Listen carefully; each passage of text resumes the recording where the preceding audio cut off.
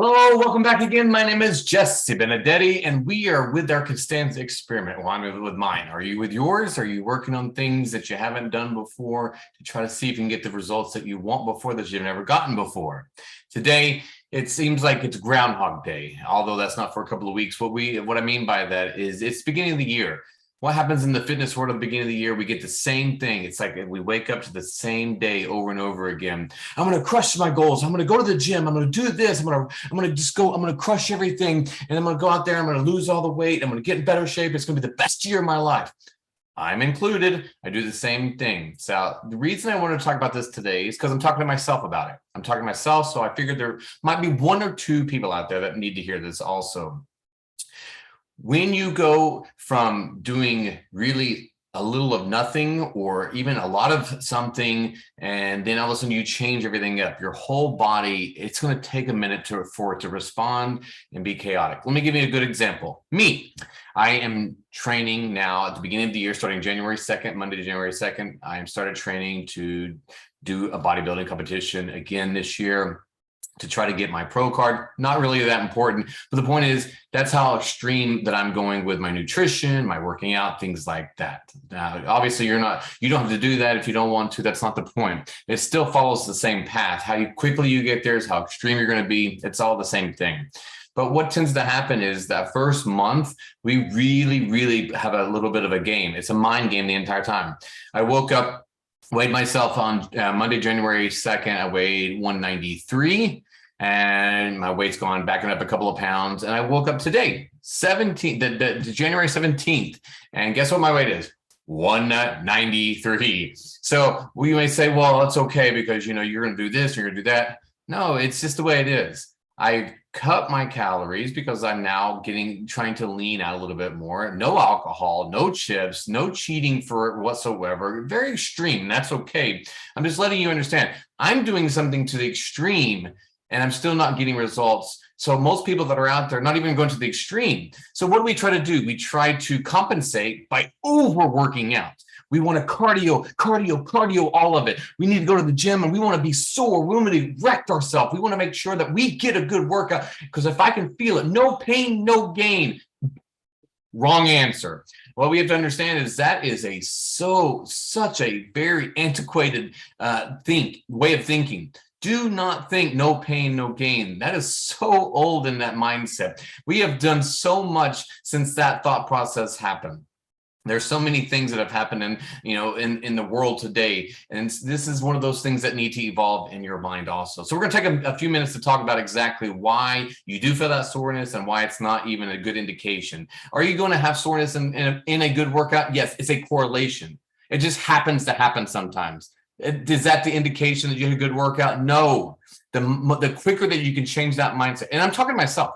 I'm not just talking to you. I'm talking to myself because that is a super important thing to understand. It is not how sore you are at the end of a workout because we're going to talk about this in a second. You can't outwork bad nutrition, but that's not the point of this. So let's dive right into it for a second. What is that soreness that you're feeling? It's that DOMS, right? Now, I don't mean it's not short for dominatrix or anything like that. Delayed onset muscle soreness.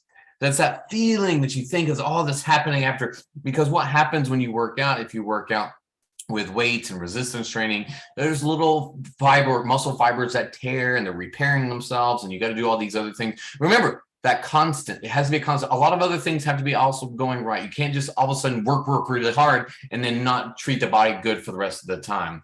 So what is that delayed onset? What is it? It's inflammation. It's what's happening. That's why if you drink a lot of water, that's what you should be doing. And if you take some Aleve or ibuprofen or Advil, it will start to go away. It's inflammation. It's your muscles tearing, and that's okay. There's not bad. But you have to understand, we need to understand the separation between that and something else we'll talk about in just a second also. There are three common myths that we're going to talk about. And this is a brief. I have a feeling that I'll be talking about this more than once, but this is just part one of this. Three common myths. One, I need to be sore for a good workout. Incorrect. And I'm going to show you a good extreme of that in just a minute, but it's not correct. Soreness has nothing to do with your workout. You going to work out That's what makes it a good workout. You getting up and doing something that you normally wouldn't do, that's a good workout. You making your body stronger and your mind stronger, that's a good workout. You making your life quality better, that's a good workout. There are so many things that make it a good workout that have nothing to do with soreness. You're improving your mobility, your flexibility, your strength, that's a good workout. You're making sure that when you're 70 years old, you don't need a walker, that's a good workout. You're making sure that you can unscrew the top of a jar without having to get assistance, that's a good workout. You're doing so many things to improve yourself, and that all comes down to the why, which we'll talk about more of that also in a little bit. But it's, why are we doing this? If you're doing this purely for the aesthetics of, I need to look good and I want to fit in these jeans and I want a beach body, I want all that kind of stuff, such a very, very temporary thing, and it's just going to fluctuate. And here's a little pro tip. The more that you fluctuate with your weight and your yo-yo dieting and doing these extremes, the harder it is to get back to that point again and again and again, over and over and over again, right? So you're only doing yourself a disservice by thinking that one way. Second thing, if I'm not sore, then I didn't get any benefits. It wasn't really that good of a workout. I need to feel that soreness. I need to be destroyed. That's why the high intensity interval training or HIIT training is so popular, because we think after we've completely wrecked ourselves that we've gotten this great workout. But it does two things. One, it's not true. That's just good cardio burn. We sweat because we're hot. We release that heat from our body by sweating. That's all that means, that we are really hot. We need to cool our temperature in our body down. That's what sweat is. That's good to do that, but it's not an indication of anything. You don't want to use any one metric to make sure that you're what you're measuring, okay? So that's all of that stuff. But we worked out well. Like, I promise you though, if you do a HIIT workout, if you do a slow resistance workout, they're both about the same level of what you're going to get. One's going to help with the cardiovascular system. One's going to help with your strength training and your muscles and everything that's going to, all of that stuff. That's not even important. The point of it is you're going to basically burn the same amount of calories, but we think in our minds, it's all psychological. And it's all in our mind that we did all this and I reward myself. And I'm going to go out and I'm going to eat this pizza and I'm going to have this ice cream because I just worked my ass off. No, we just completely ruined everything that you just worked for. Third myth. The harder I work out, the quicker I get results.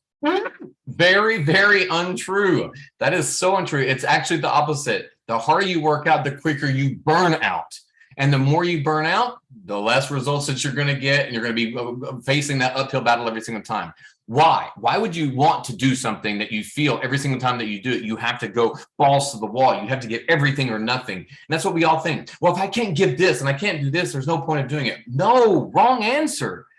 Doing it every single day, that's the point. Improving your life so that you can do things in your life to improve the life of everybody else around you. Because if your life is better, so will the people's lives around you be better. It's a mindset shift. You cannot outwork good nutrition, right? So most of us see fitness, nutrition as like this. They're enemies. They're fighting. You see the fighter on the right side that he's just trying to beat that. The fighter on the right side is the fitness. They're trying to, and the fighter, that Muhammad Ali back in the corner, that's the nutrition. That's what's happening. You're trying to beat that nutrition down. I don't care how badly I eat. I'm gonna punish myself. I'm gonna punish it. That's what's gonna happen. But just like Muhammad Ali shows you right there, the nutrition is like, no, you're not. You're not even touch me because it's bad nutrition, and you can't touch bad nutrition. So when you start to correct that bad nutrition, it's going to take a minute. It's going to take a few minutes. It's going to take a couple of days and maybe a few weeks. And that's what you got to understand. You didn't get there overnight. You didn't get there in a week. You're not going to get out of it in a week. So, but this is how we do need to see fitness and nutrition. They are best friends. They can work together to get you where, but we want something right now. I want it right now. It's not going to happen. I'm going to tell you right now. And if it does happen, if you get quick, immediate results, you say to yourself, well, I've always done this to get to where I want to go. Then why are you here listening to me right now? Why am I even saying this to myself right now? Because it doesn't work long term. You want something sustainable. You want a lifestyle change, not just some kind of rip the Band-Aid off and then go for it. And then all of a sudden you got to go back to it again. And then you got to go back again. It's that cycle. It's not only is it physiologically bad for you, that your body's going back and forth, your hormones and everything like that. It's mentally bad, psychologically bad for you to go up and back down again. It's chemically bad for you. In your mind, it plays with all those hormones and it goes through depression. There is a real thing competition blues from working out at a competition, a weight training competition, a bodybuilding competition. If you do not come out of it correctly with the nutrition of reverse dieting and things like that, it is hard stuff, and your mind starts to play games with you, and you literally can go into depression just by doing that. Same thing with the yo-yo dieting back and forth over and over again. Now I'm going to tell you something that's going to be a little scary, and this is just so you understand that soreness is not the indication. Too much soreness, severe soreness. I'm telling you, like you get out of a workout and you're like, oh my God, I can hardly walk and I can do this. It is rhabdomyolysis, right? It's right there. Rhabdo is what happens when electrolytes and proteins go into the bloodstream, and it starts to break down the kidneys, and everything else in your body is going astray, and it can be fatal. It's a serious thing. Now, it takes, depending on your fitness level, everything is all dependent on your fitness level, your relative to your fitness level, but it takes a lot to make this happen. But it can happen. It seriously can happen. It can be damaging to everything. And if that's your association with fitness after that, you've already set yourself up in a bad place. You know, if you've had eating disorders like myself, if you had body image disorders like myself, and then all of a sudden you come across rhabdo, I mean, it is traumatic. It is very traumatic. So I'm just telling you, severe soreness doesn't equal a good workout. Sometimes it equals a really bad workout, right? So I just wanted to throw that in there as a warning, a quick tip, but that's not what you're shooting for all the time. Will soreness happen? Yes. Is it healthy? Yes. Your muscles are building and rebuilding and tearing apart. It happens, but you don't want that to be your only indication. So let me show you. There's an extreme example. Last year, I went from about 22 to 25% body fat there on the left, and then down to about 5-6% body fat to compete on the right. Now, guess, from that point, that was about a 5 or 6 month time period. How many workouts and how many days was I sore? 0. 0 days was I sore to make that drastic of a change. It was nutrition and fitness together, working, unified as friends, right? And that's how you can do that. That's what I'm showing you an extreme example to show you that I can get from that point. So whatever your goal that you're trying to get to, you're not going to get to this point faster. You're not going to get to this 5 or 6% body fat faster by out cardioing. No, it's not going to happen. If anything, you're going to tear your body down more and more, and it's going to throw it into confusion, and it's going to take more and more. Because if you start depleting yourself of food and you start overworking yourself, then your body adapts to that. And then guess what? Then it's either two things. You go back to normal, and then your body's going to blow back up again, or you need to get more. You need to have to get more to get more results, right? So you're going to have to deplete more, and you're going to have to work out more, and it's just going to be bad. You don't want those extremes. So the best workout is the one that you could do consistently every day. I don't care if it's 5 minutes. I don't care if it's 50 minutes. I don't care how long it is. What is the one that you can do every day? And it doesn't have to be the same. It can be whatever you want it to be. That's where you got to start.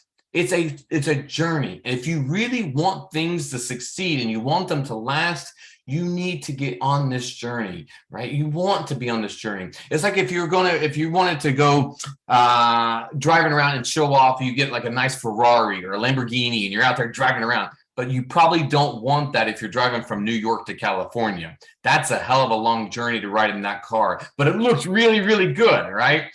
No, we want something sensible, a nice big SUV that we can take on the road. That's our journey and our fitness, right?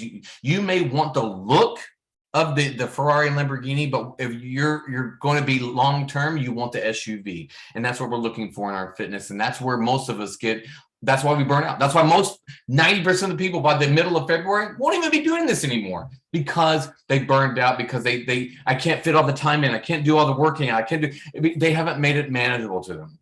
The real challenge is not needing that soreness to know it was a good workout, to know that it was a good workout because you did it. That's what made it a good workout. You got up and you did it. And then the nutrition is there as a friend, an ally. It helps it along the way. You've got to start with your why. Why are you working out in the first place? If it's purely aesthetics, you're setting yourselves up for a lot of failure. You're going to burn out. You're going to burn out. You're going to yo-yo. You're going to go up. You're going to go down. You're going to be all over the place. And you're going to think that that's what fitness and nutrition is. And that's why you don't want to do it. I don't want to deprive myself. I don't want to restrict myself. I have a great time with what I'm doing. My fitness journey. Is it hard? Yeah, absolutely. Is it frustrating sometimes? Yes. Is it depressing sometimes not to hit the goals I want to? Yes, but you have to have faith. You have to understand why you're doing this. You want to do it not just for the short term, not just for that beach body. How about the beach body all the time? How about that you feel good all the time? How about that's what you will work on?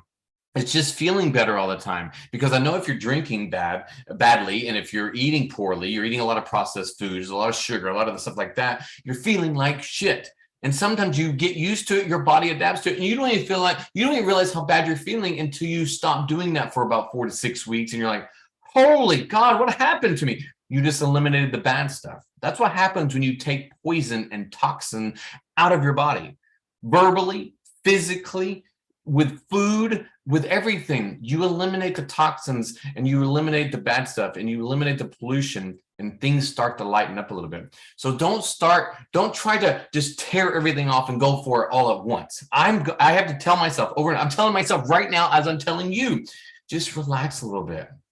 All right, I'll relax, you relax, we can relax together and just let time work. Let's find out how to make this more enjoyable. Let's find out how to make this more of a fun journey together. But it starts with your why. You've got to be doing it for the right reasons, for you, for your family, the people that love you, the people that depend on you. The aesthetics of it, it will come. You do this consistently enough, it will come. But you can't expect that it's going to happen overnight. It's not going to happen overnight. It's not going to happen in a week. Mine's not even happening, and I'm doing the extreme version of stuff, and it's not even happening yet, but it will. You have to have faith. You have to have courage. And once you realize that you can do that and you succeed doing it the right way for the first time, you're going to be empowered for the rest of your life. You're going to realize that it really does work. And you're going to say, holy God, it really worked. I just did this and I did this and I did it. And it's so much easier that way. I'll keep telling myself, and I'll keep on trying to convince myself and tell myself that over and over again, because it's a self thing. It's a self-talk. You gotta keep motivating yourself. So I hope that helped. We're all on the same journey together. It doesn't matter what level you're at, but we're all on that same journey together. The faster you go is not the quicker you get there. The faster you go, the more that you crash and burn out. We don't want that. So if you want to stay on that journey, you want that journey to be successful, you want to make that cross-country trip in that SUV, let's strap in and let's have a good playlist. Let's have an audiobook. Let's enjoy this. Let's enjoy this journey and what we're learning about ourselves. If you can learn about yourself, self-awareness, body awareness, what makes you tick, what makes you excited, that's what it's all about. We'll talk about that more in another time, but I hope this helped. If you need any help from me, any advice, any suggestions, working out, any tips and training, classes, anything involved, let's reach out to me. Otherwise, I'll see you again soon. Have a good rest of your day. Peace out.